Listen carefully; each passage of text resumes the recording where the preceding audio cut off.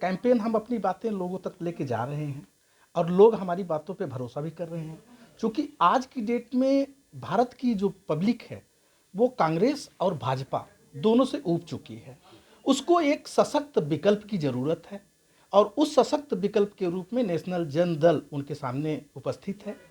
हम पे लोगों का भरोसा है, चूँकि हम जज साहब ऑलरेडी हमारे जो पार्टी के राष्ट्रीय अध्यक्ष हैं, आप रिटायर्ड जस्टिस हैं, पढ़े लिखे लोग हैं। हम सारे लोग जो है बुद्धिजीवी लोग हैं, जो भी इस पार्टी को लीड कर रहे हैं। तो हम पूरी तरह से पब्लिक पे भरोसा कर रहे हैं और पब्लिक हमारे ऊपर आशा की निगाह से देख रही है।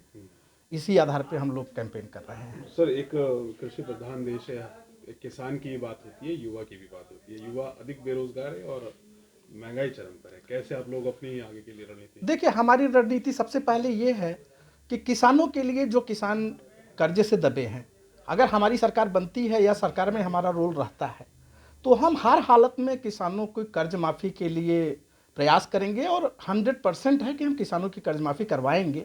क्योंकि अगर अडानी जैसे उद्योगपति का कर्ज माफ़ी भाजपा सरकार कर सकती है तो गरीब किसानों के लिए, जो कि हमारी अर्थव्यवस्था की रीढ़ है, जो जिसके थ्रू हम लोग रोटी खाते हैं, अगर वो कर्जे से दबा है तो हमें नहीं लगता है कि भारत जो है वो समृद्ध और खुशहाल हो सकता है। इसलिए हम सबसे पहला कदम यही उठाएंगे कि किसानों की कर्ज माफ़ी करेंगे। उसके बाद किसानों के विकास के लिए तमाम उन्नत किस्म के बीज, खादें सस्ते दाम पे उनको मुहैया कराई जाएगी। रहा सवाल युवाओं का, युवा बेरोजगार है। युवाओं की बेरोजगारी से ज़्यादा एक और बड़ा सवाल है कि जो उनको सरकारी वैकेंसीज आ रही हैं, लगभग अधिकांश वैकेंसीज में, चाहे वो राजस्थान की हो चाहे उत्तर प्रदेश की हो, पेपर लीक हो जाता है। उसमें गरीब युवा जो है वो मारा जाता है। उसको पता चलता है कि जो पैसे वाले लोग हैं उन्होंने पैसे दे के पेपर खरीद लिए। तो हम इसके लिए एक सशक्त व्यवस्था तैयार करेंगे कि पेपर लीक में जो भी लोग शामिल हों, क्योंकि उसमें जो भी अधिकारी या कर्मचारी होते हैं उनका भी रोल रहता है, बिना उनके रोल रहे ऐसा संभव नहीं है।